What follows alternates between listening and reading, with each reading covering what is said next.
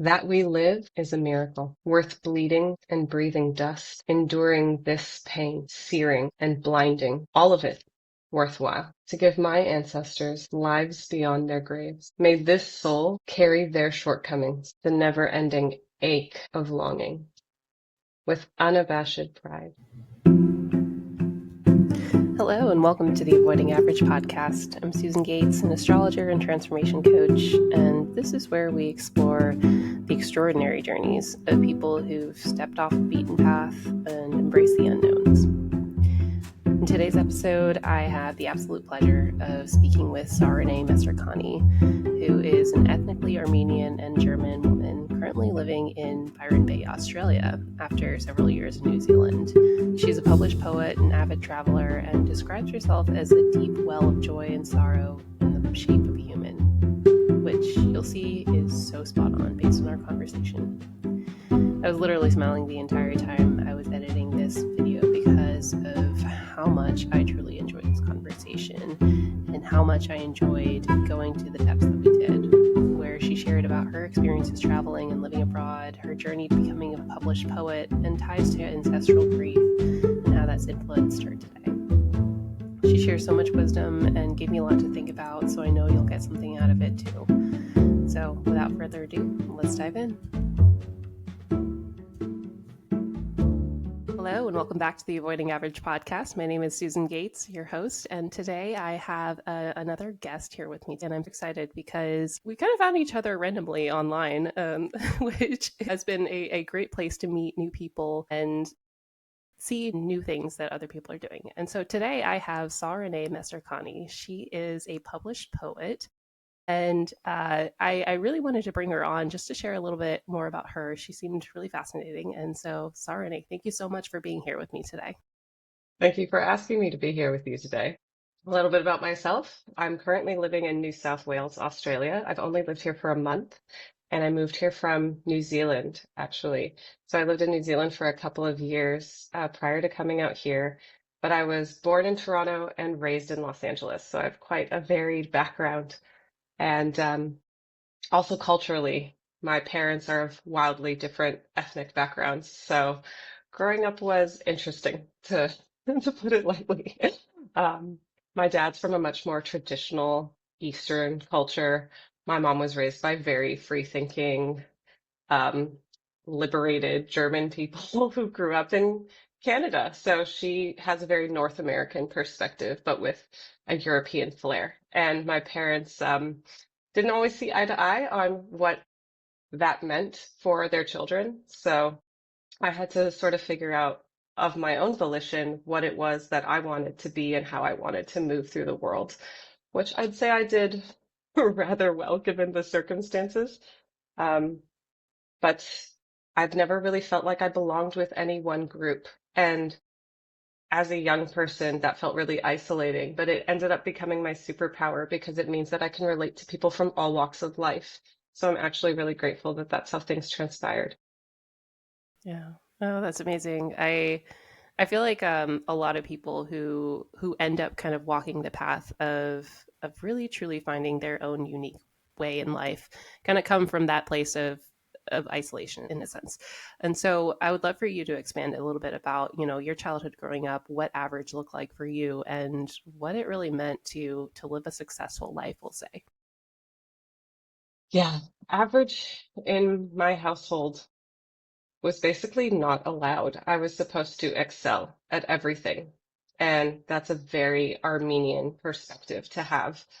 I think given the fact that the Armenian people were the first genocide of is it the 21st century or the 20th? I never know which century is which. I think 21st, yeah. Yeah, there we go. There's there's such a deeply rooted generational trauma as a result of that, and it has the people who identify as Armenian really bands together, but then they compete amongst themselves. So there's this need to always be the best at everything, to prove yourself worthy. And I think a lot of that is unconscious. So if I brought home anything other than straight A's on a report card, all hell broke loose. And it just felt like I could never get it right or do things well enough. But in recognizing that as an adult, you realize that your parents just want the best for you, and they do their best in bringing that out of you. Hmm. And sometimes it's not always done in ways that you would like to perpetuate. Yeah, oh, that's fair. Yeah. Okay, so you were brought up in the uh, you you are going to succeed. Basically, there's no way around it. You're going to, um, and so I'd love to hear, like, as you've kind of grown older, how you have worked with that mindset, because that's a really tough one to break out of. I mean, I think a lot of people who have family from foreign backgrounds um, tend to have that ingrained in them. I would love to hear from you about how you have worked with that mindset. From that time period, when you were under your parents' roof to now. I'm so glad that this question is being broached because the irony is that as an Armenian, you're raised to believe you're going to become one of three things: a lawyer, a doctor, or a dentist. Because these are the most financially viable careers that there are. And I had to redefine what success was going to look like for me against my extended family's wishes. I like to call myself the psychedelic sheep as opposed to the black sheep. I love that. I I love didn't that coin it, reframe and but rebrand. Yeah. thank you. Yeah, I just feel like it really works. I haven't said this too many times in my life, but I do feel like a torchbearer. In my family, I've gone against the grain with what my life looks like because traditionally at my age, I would be married with children and, have some sort of higher degree and all of these things that are considered the external markers of success. And given the fact that I nearly died in a car accident just before I turned 21, I'm in my second shot at life. Everything I have now is a bonus. So I remember in my recovery, which was long and arduous, I recognized that what I was going to do with the rest of my life is I was going to face all my fears. And I was a person who had a lot of fear before that car accident. So it was a slow and steady climb, but I just realized that the only way I was going to really grow into the person that I wanted to be is to meet my growth edge over and over and expand my horizons in that way. And I have to say I've done a pretty dang good job. I mean, for example, I used to be terrified of what it would be as a woman to travel alone internationally. I've always traveled, but I traveled within the safety of North America from my teen years. And then it wasn't until my mid 20s that I finally decided I was going to solo travel around Europe by myself. And holy moly, I cried the entire way to the airport. I was just beside myself, even though it was something I wanted to do. Yeah. And then once I got out there, I realized the world is my oyster, and the majority of people are generous and helpful and want to see you succeed. So I took that and ran with it. I solo traveled all around the world for years after that. But yeah, I think moving to New Zealand was the next iteration of that because traveling is one thing, really picking up your entire life and rooting somewhere completely foreign to you is like doing that on steroids. And so having done that and done it successfully, I'm doing it again, which is wild to me even. But yeah, being in Australia in a place where I didn't really have any support system and making it work just teaches me that I have my own back and I can probably make it anywhere. Yeah. It's a great test of your own internal strength and resilience too, right? And Thank you. kudos to you. I think there aren't very many people who are willing to do that. And I mean, I remember meeting people who had never left their hometown before, and so it's amazing that you did what scared you. I can relate to that feeling of booking a flight somewhere and then freaking out later about it. Like, what did I do? But it's you still went through with it, and you enjoyed it, and you had great experiences, and so I love that you did that, and I love that you also did the more extreme version of that, moving all the way the other side of the world. So I'd love to hear more about that experience. I know there aren't a lot of people who really have the ability to live in New Zealand. And so what has that been like for you? Or what was that like for you? Oh, well, I'd love to bring the astrocartography bit into it because I Yes, didn't please even do. Yes. think, yes, I didn't think to look at what my lines were, potentially if there were any, because it's such a tiny country, the likelihood that there would be any was quite small. But after moving, I was like, oh, I'm really curious what planetary influences there are for me here. And it was Pluto and Jupiter. And I was like, oh, Wow. yeah.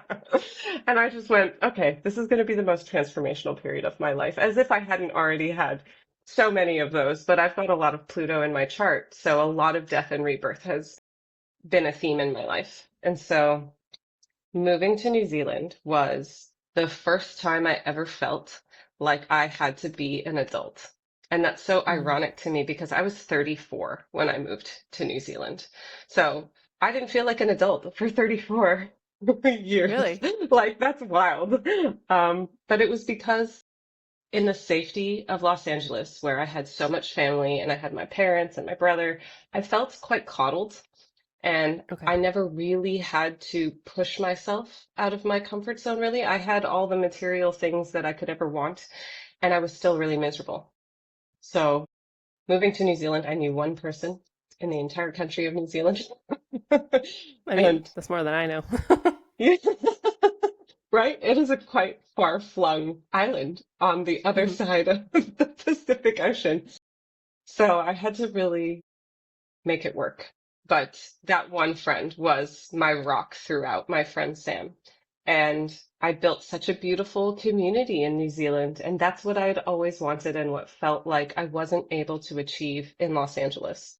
So, getting a good job, getting a car, all of those sort of things logistically made my life feel more secure. But what made me feel like I belonged was the people. And I miss them so much.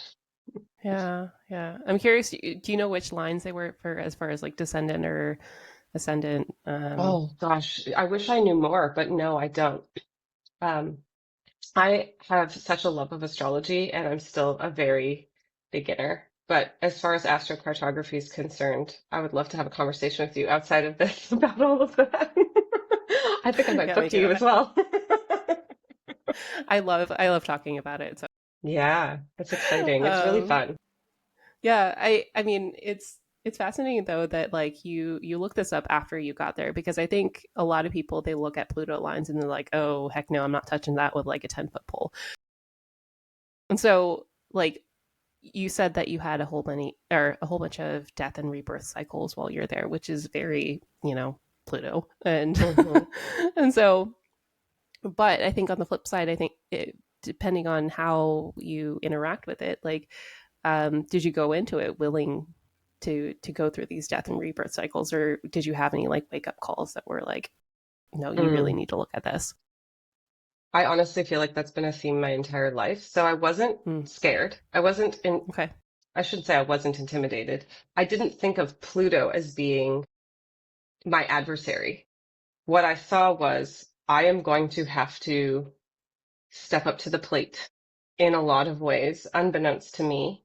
And man, did I ever. I felt as though I always use the symbology of the phoenix, which I have right here for many Oh, I reasons. love But that.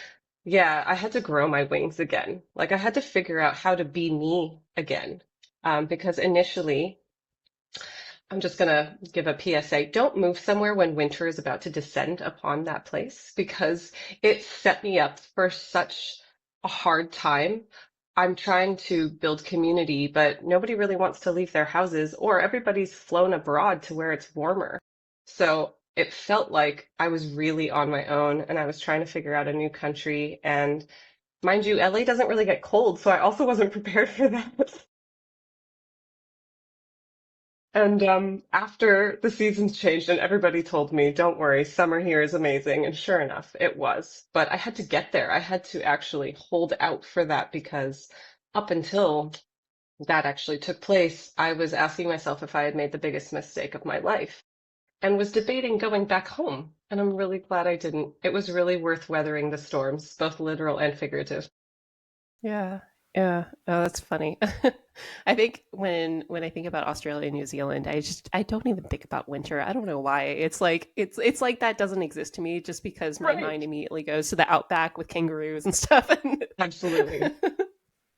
So thank you for that reminder. But Mm. yeah, it's it, I- it's amazing though that like you did that and you were able to get through. I think a lot of people struggle with being alone, and I think that is one of the hardest parts of maybe traveling alone or really just going and spending time by yourself, which I think is almost needed though in order to find your own way and to find your own inner voice. And so I know you did a whole bunch of solo travel. How was that for you? Did it take you a while to get comfortable with being alone?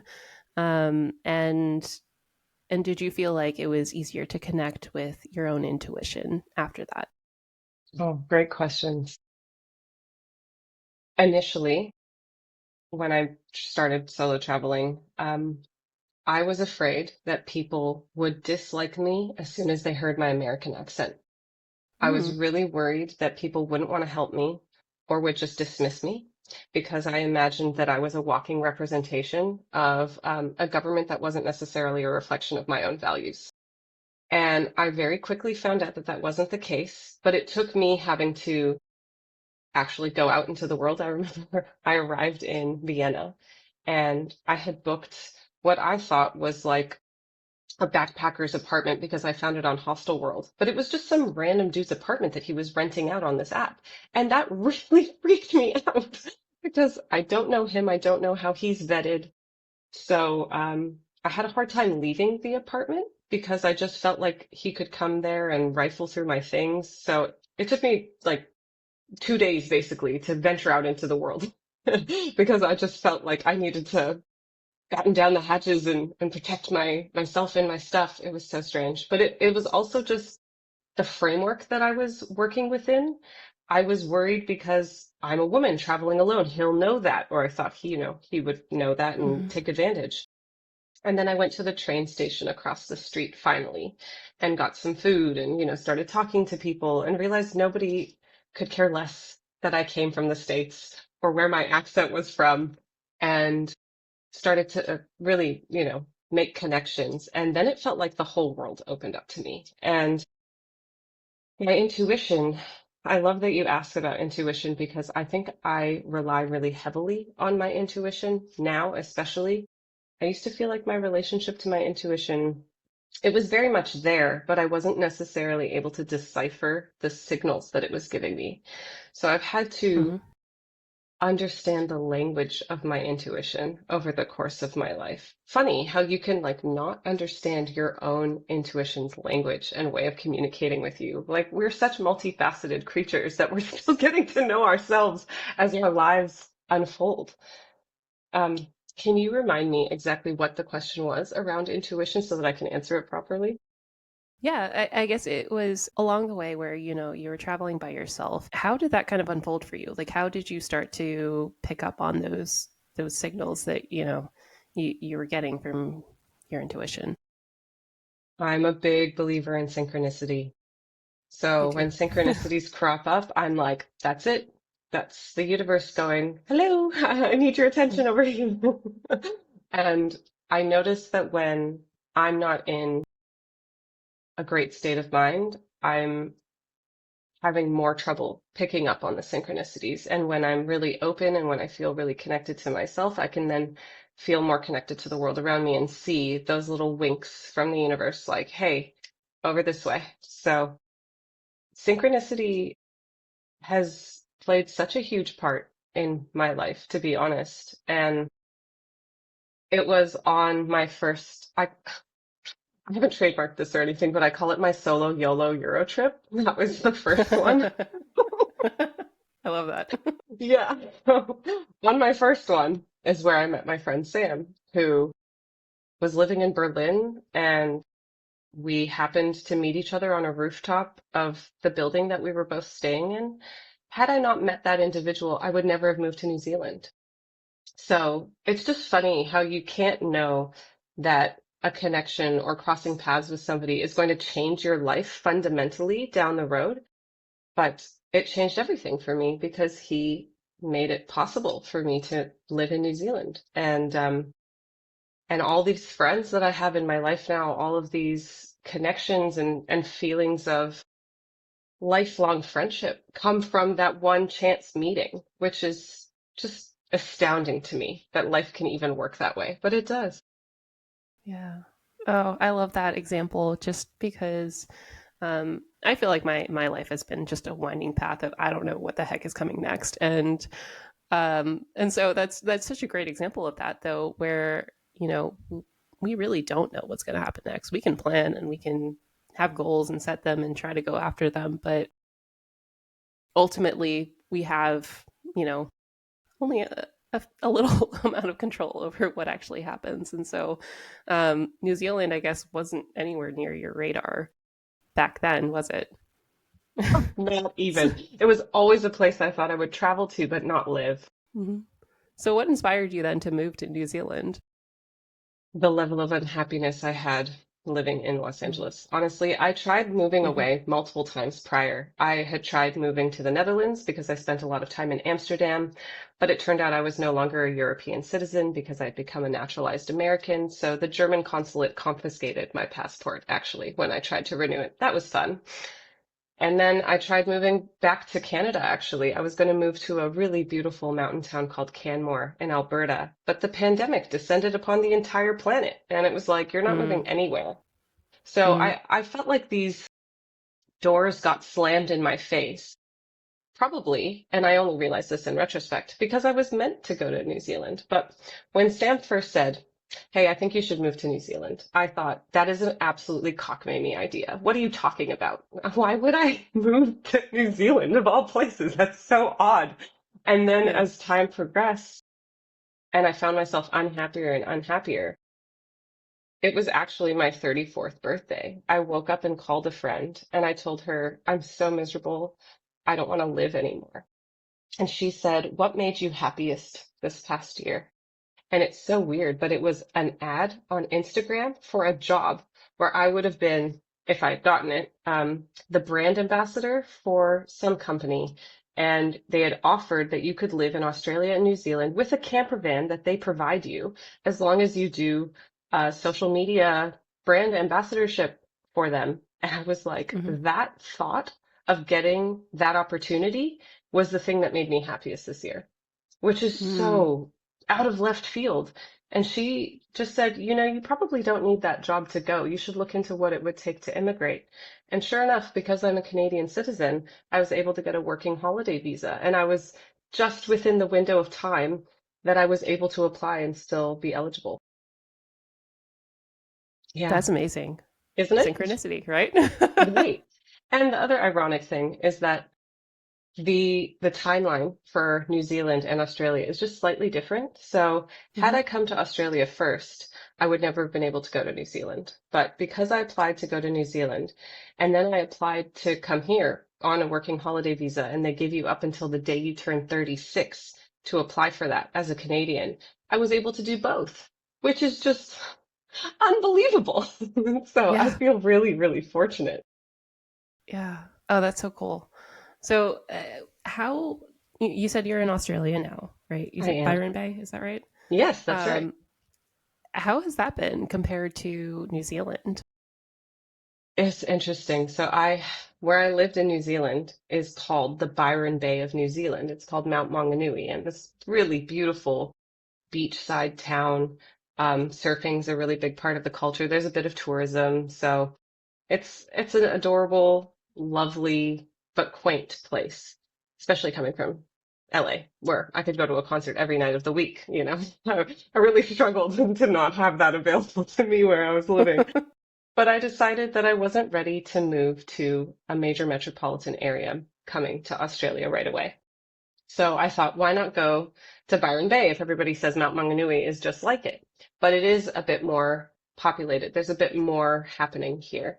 So for me, it's a really similar experience, but without my community. So it's like, oh, cool, the beach is there, and the weather and the atmosphere is similar, but I'm here on my own.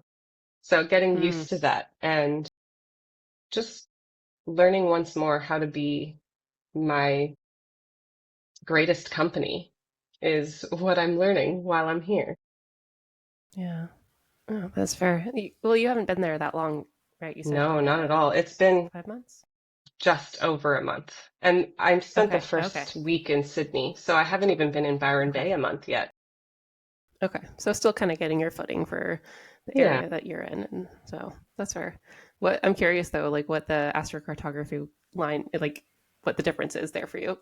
so as far as I can tell, there isn't really much influencing me here. There's a Mercury Okay. line that's off the coast, and if I'm Mm. within the correct range, that might be impacting me, and I wouldn't be Mm. surprised because I've been You've asking been myself, writing a what lot. is, well, so the thing I'm realizing I can do here and that I think I'm being asked to do here is to expand myself in in terms of sharing my creative gifts. So there is a real sense of artistic expression here that I didn't really feel was prevalent in the Mount where I was living. Okay. So I went to this incredible open mic night a couple of weeks ago, and a woman went up and she did her spoken word. And I thought, oh my goodness, I need to do that. I need to go up in front of an audience of strangers and share my writing. And was immediately like, oh my goodness, I'm so I love that. terrified. But I also feel so compelled to do it that I wouldn't be able to live with myself if I were to leave Byron Bay and I hadn't done that. So I'm currently working on a monologue that I'm going to read when it's ready. Um, Yeah. and I'm really excited about that. And I'm also deeply, deeply afraid. I think that's fair though. You had mentioned it earlier where it was like, you each time the death rebirth cycle, it's like expanding just at your edge and just at your edge and keep pushing and growing. And so that sounds about in line with everything that you said. When you had mentioned the open mic night, I was like, ooh, that feels awesome, like for Yeah, you. And so I'm excited, and I would love to hear, how that goes for you and when you do get up there and do absolutely. that. I'd be happy to share. But yeah, so that brings us back to your poetry. Yes, Um, how did you get into poetry, and was that where you knew you wanted to go growing up, outside I of can, the the traditional mindset? sure. I can distinctly remember the first time I ever sat down to write a piece of, well, it was fiction.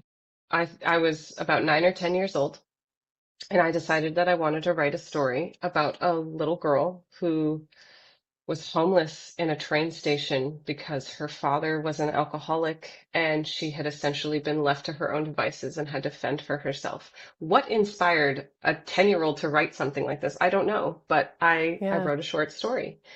And in school, the subject that always fascinated me, but was also contentious, was when we had to learn about poetry Mm, because I didn't appreciate being told to look at poetry within a very specific structure. I was like, no, that's mm, not free form enough. But I mm-hmm. wanted to learn more about poetry. So I remember I would go to my teacher after hours and I'd say, I wrote a poem, can you read it and tell me what you think of it?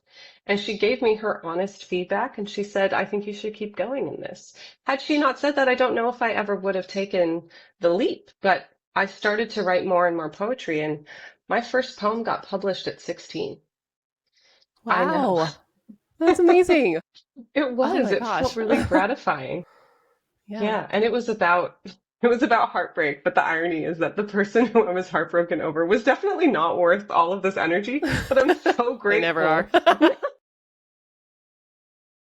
because the poem was the point, not the Yeah. person. Yeah. Yeah, and I find that I've always been most inspired to write when I'm at my lowest, when I'm just suffering and my heart is bleeding. Yeah. Scorpio moon by chance? Oh, no, just Scorpio sun and a lot of Okay. Pluto. Okay. Fair enough. Yeah, I feel like the Scorpios of the world, wherever it is in your chart, it's like they're not afraid to go down in the depths, and that's where like the gold is really. And so that's amazing Absolutely. that you were doing that. So so after getting that first poem published, was there like a internal fire, I guess, that kind of got stoked there to keep going, or how did that play out for you and the life path that your family wanted you to pursue? Right. Well, to be honest, I spent most of high school writing poetry in notebooks and not paying attention to school. Mhm. And Okay. I'm lucky to have gotten through and graduated, given the fact that I spent so much time daydreaming and just writing. But also, I was honing the skill that I had. And everybody has a different aptitude. And I feel like school tries to make everybody fit the same mold. But we're all so unique in our abilities and our aptitudes. So I got another poem published in a really respected literary journal when I was in community college. And then I just went, okay, like obviously I'm doing something right. So kept writing and had almost a 10-year writer's block, which was one of the hardest things I would say I've gone through, and I've been through a lot, but I felt like I no longer could identify as a writer because I hadn't written in so long. I went from being in the corner of a party, typing poetry into my phone's notes app, right? Like I just could not stop. The creative flow was always coming through me.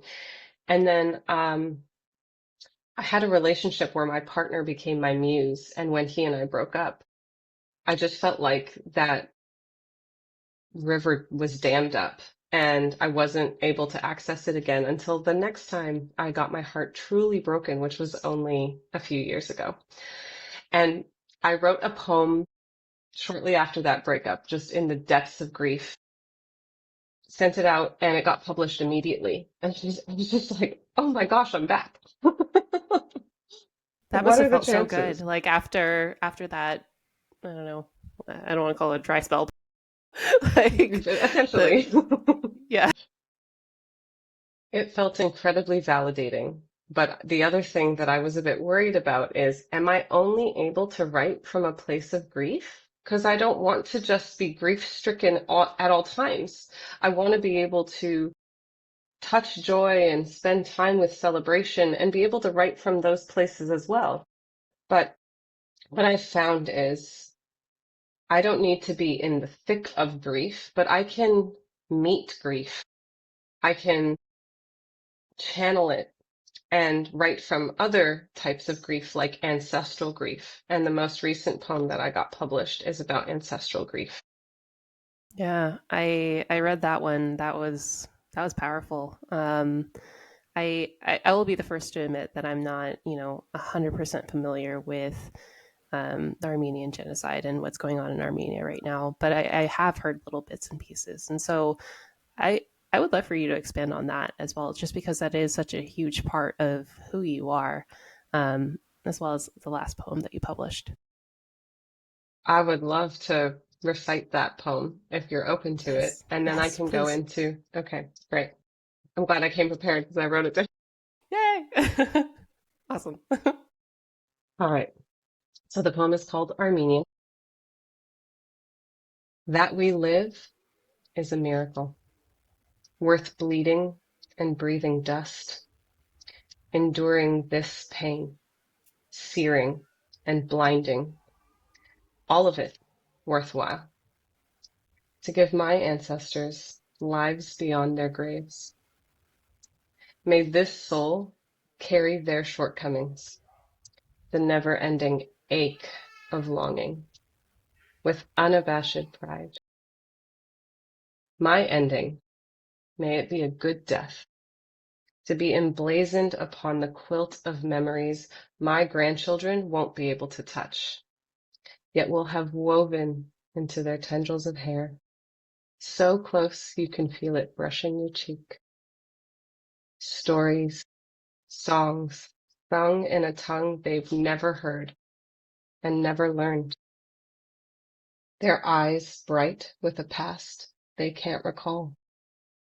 May they live to see the reckoning surely on its way, in a world I can't see, but wish to live inside of, through their pealing laughter and hot tears.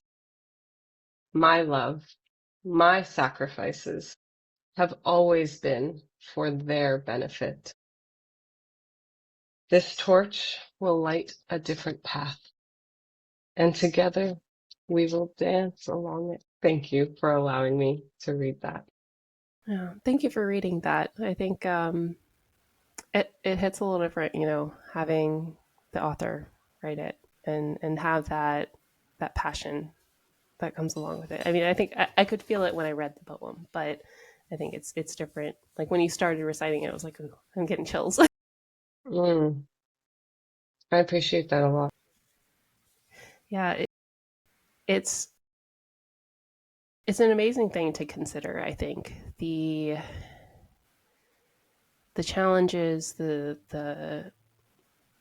atrocities, really, that kind of happen to our people, our past, our present, even, Yeah. and considering how we take those experiences and how we change the future for our children to come and our lineage. And so I would love for you to talk a little bit about how that has been for you, how working with maybe some of those emotions that come up from experiencing all of this, um, and what you kind of hope for. I mean, you said it in the poem, but um, what else do you hope for in the future? I wrote this poem as a result of having finished a book that is about the Armenian genocide. It's called Black Dog of Fate by Peter Balakian. And strangely, as I'm packing up my life so that I can move to New Zealand and looking at my vast library of books, most of them unread, I was like, what do I take here? Like, it's so hard to decide. And that book jumped off the shelf at me. Like, you have to read the story of your people. You can't leave this book behind. So I took it with me. I read it at LAX. I read it upon arriving in New Zealand, and I finished it a week after I got there. And I was livid. I had never viscerally conjured the images of my people being annihilated before. It was too much to bear. And once I finished the book and wrote this poem, it would be 4 months later that the October 7th attacks and the beginning of the genocide of the Palestinian people would officially be underway. And I believe that that's been underway for many decades at this point, but we're witnessing in real time a genocide, and there are multiple. There are the Sudanese people, and there's what's happening in the Democratic Republic of Congo. But the fact is, because I am a person who is of the group of survivors, and my own family weren't in Armenia at the time of the genocide, they would have already been a diaspora of Iran at that time. But the cultural ramifications are so profound that you end up questioning your right to exist, even as a person who didn't physically have to be present for it. So the way that I feel as an outsider in my own family, I'm also not full Armenian, right? So I was cast out by my own extended family as an other. But to be othered is such a profoundly painful experience. And I would have that mirrored to me over the course of my life. I remember a kid in school telling me to go back to Armenia, a place I had never been, never stepped foot. And I thought, that's weird, but why would I go back there, and these are things I didn't quite understand because I'm a child and I don't really understand the immigrant experience that well yet. And then I don't know if you ever saw the show, I think Netflix produced it, about Chernobyl. And obviously Armenia was once a part of the Soviet Union. So there's only one mention of Armenians in that entire show. They talk about an Armenian who's lying in a hospital bed and they go, "Oh, the ugly guy?" And I was like, "Oh my God, that is my lived experience. Being othered, being told I'm ugly, and essentially being told in so many words that I don't have a right to exist." How to encompass the grief that results when you are cast out and essentially banished from belonging. It's really hard to put words to. And it will ripple out for generations. And I imagine that that's true of any people that such an atrocity befalls. I had to figure out how to not only exist, but to feel like I had a right to exist and to take up space in the world. And that is no easy feat, let me tell you. I can see it in my own family members. I can see it in the way that they engage in conflict with themselves and with each other. There's so much cognitive dissonance and internal battling because you're trying to figure out, if other people don't want me to be here, do I even want to be here? Yeah, it's a lot. Yeah. Yeah, that's really heartbreaking to hear. And it's also interesting to reflect on, because so my parents are from Afghanistan. They were born and raised there, but they're also part of an ethnic group that is, looked down upon, often mistreated, often cast out. And um, I feel like I do see a lot of those patterns there too, where it is kind of carry that along, and it feels probably more significant than, I think, people who haven't experienced that, or who don't have maybe that generational or ancestral part of it. It Mm. just it hits a little different. So I would love for you to talk about, as you've been working through some of that, how have you started to make a, a greater stand for, that you do belong here?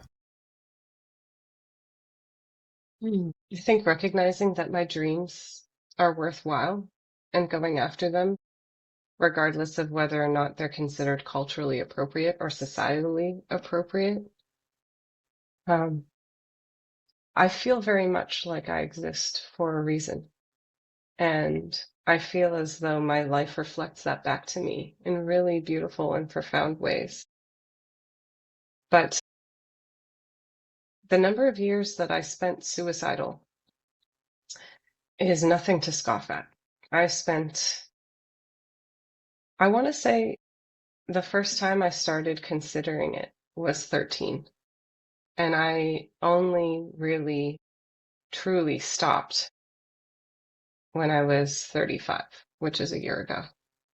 It's a really long time to have that as like a pressure release valve.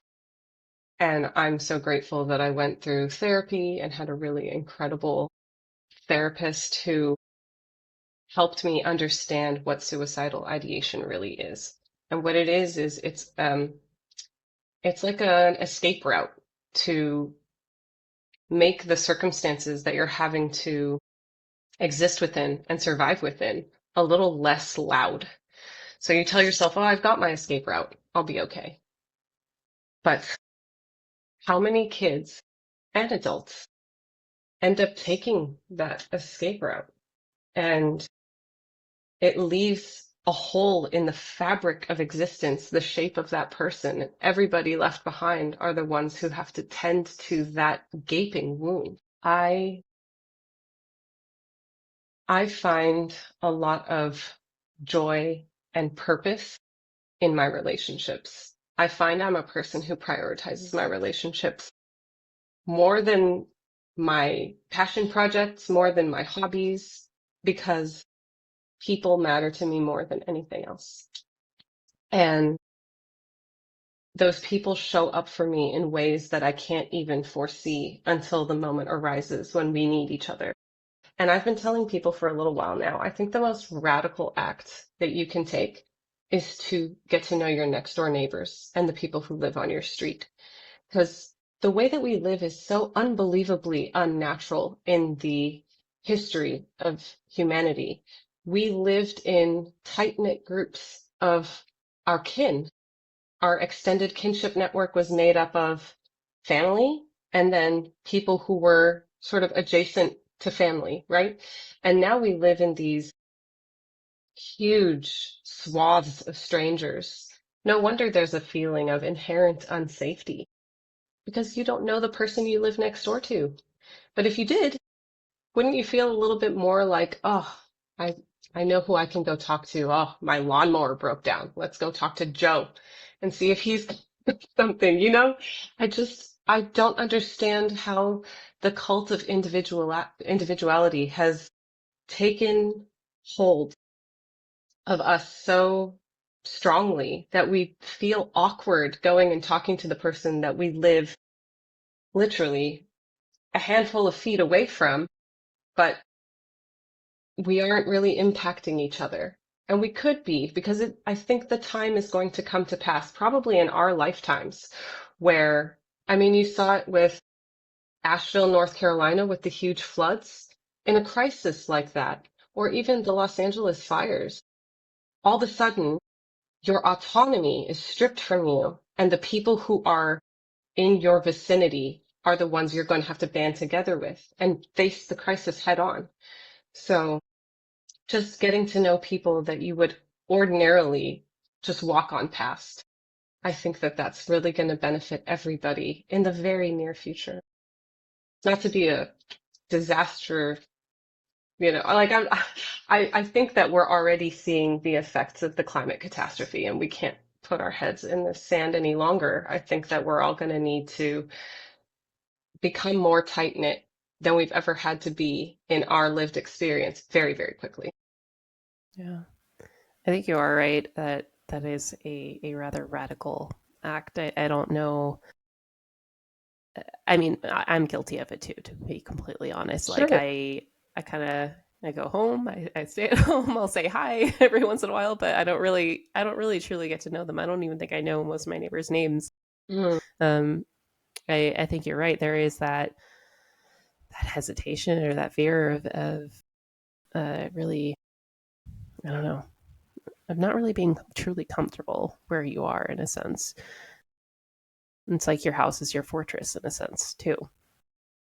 And so, I don't know. That might be the motivation that I need to to start talking to them a little bit more and getting to know my neighbors. But I love that. I love that perspective because just there's so much that happens in life, and you can't always take care of everything. Like you need a community, and I think becoming a mother has been that huge wake up call to me too. In that I need people. I need other mm. people to help. Like I can't do it all by myself, and that's how I end up completely burnt out and miserable, really. And so, um, yeah, I love that. And so you had mentioned when you first moved to, um, or your first trip to Europe Mhm. in Austria. Um, that was almost immediately what you did when you finally got the courage to get out, right? And so have you just everywhere that you've been, have you been trying to build that community there? What has that been like for you? Or has it been easier some places than others? That's actually a great question. And the answer is yes. It feels near impossible in a place like LA. It's just too sprawling and too populated. And the only reason I ended up getting to know any of my neighbors is because the house next door to where I was living happened to be abandoned. It looked quite abandoned, but nobody was really sure what was happening with that family. And then people started breaking in and stealing things. And my neighbor on the other side of the house, he called the cops and he was telling the police, this house is being broken into regularly. And they said, we're not going to risk officers' lives for material objects. But finally, he noticed that they were brazen enough to drive a car into the driveway and leave a gun on the passenger seat of the car. And he said, "You need to send officers. I have young children and there is a weapon in the vehicle." So they finally sent some officers and they got arrested and they were caught. But that neighbor, his car was blocking my driveway and I was having to leave. And so he comes up to me and very quickly regales this story to me and introduces himself. And then there were other neighbors on the street sort of watching the commotion and they also introduced themselves. That's the only Hmm. reason I met my neighbors in LA after living in that house for like 5 years, which is insane. But what I did force myself to do after I moved to New Zealand, I didn't get to know neighbors in every place I lived. I lived in probably like 9 different homes in the entire time that I lived in New Zealand. But I did, in the places that I lived more long term, get to know my neighbors. And here, my neighbor across the street, he and his wife are lovely. And I needed to get my bike tire pumped up the other day. And so I took it to Shane, and Shane pumped up my bike tire for me. And it's just like, see, you don't have to do all of these things alone. There are people with resources and they want to help you. And I love knowing my neighbors. It makes me feel like I'm actually home, no matter where I am. People say home is where the heart is and home is where you make it. Home is where you're not alone. Hmm. Yeah. That's an interesting take on that. That hits hard for me, I think, because you know, growing up and trying to be a little bit more independent, you kind of lose sight of that of really needing other people, and we really do need other people. We're social creatures, right? Yes, very We're not much meant to so. be alone. Mm-mm. So I love that. Do you have any quick tips or tricks for how to get to know other people easily for people who may be a little bit more shy? Oh, wow. I always think of it's a very like 50s concept, but if you bring baked goods, you're like, here, I baked some cookies. As, as long as they're not suspicious that your baked cookies are laced with anything, usually they'll be like, oh, come on in, let's have a chat. But alternatively, I think that I've had such success getting to know people because I'm curious about them. I really want to hear what their story is. That's why this is such an interesting experience for me because you're curious about me. You want to hear what my story is. I'm usually doing this with other people, asking them a million and one questions about their life and how they see the world. But I think if we could all employ more curiosity in our day to day, the world really does open up to you as a result of just asking questions from that place instead of using it as a means to an end or wanting to hold somebody accountable for what they're about to say. Just, oh, how did you come to that? I'd really like to understand.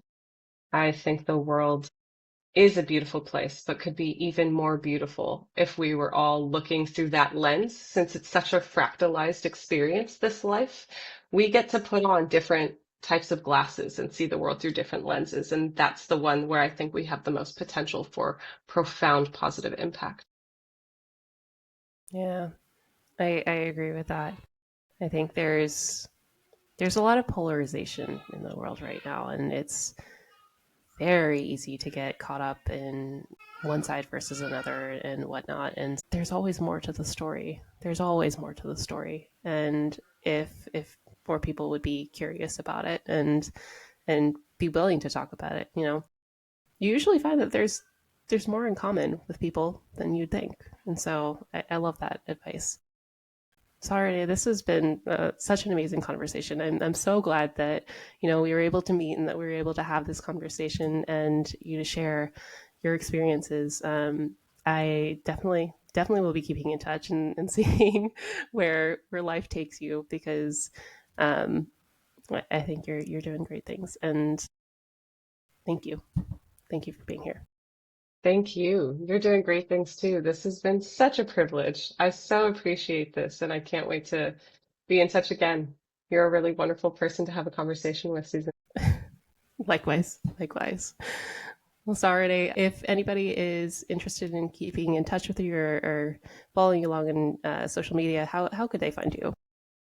So my Instagram is currently private, but if anybody wants to stay in touch with me, Instagram is a way to reach out. It's you saw Renee, spelled exactly as it sounds. Obviously not the way my name is spelled. And I do have an email address that I'd be willing to give out. I know that sounds so old-fashioned, but when it comes to social media, it feels like people make themselves really vulnerable by having just the masses have access to somebody's personal life. And I Mm, feel a bit more private about what's happening in my personal life, especially given the state of the world and having some people who are not very well decide that they might want to fixate upon a stranger and project a fantasy onto a stranger. And I've had things like that happen before, things that were adjacent to stalking. So if anybody ever wants to email me, my email is Sarinea, and I imagine there will be some way that my name is spelled so mhm. that I don't have to spell it here. Yes, Um, yes. dot em, like Mary, at gmail.com. So sarinea.m at gmail.com. That's an email that I'm happy to give out. And Okay, if anybody does anything weird with it, you just get blocked. fair enough. Fair enough. Sorry. Well, thank you so much. I appreciate, your time, your vulnerability and sharing everything that you have today. And so it's been an absolute pleasure. So thank you. The feeling is so mutual. Thank you so much.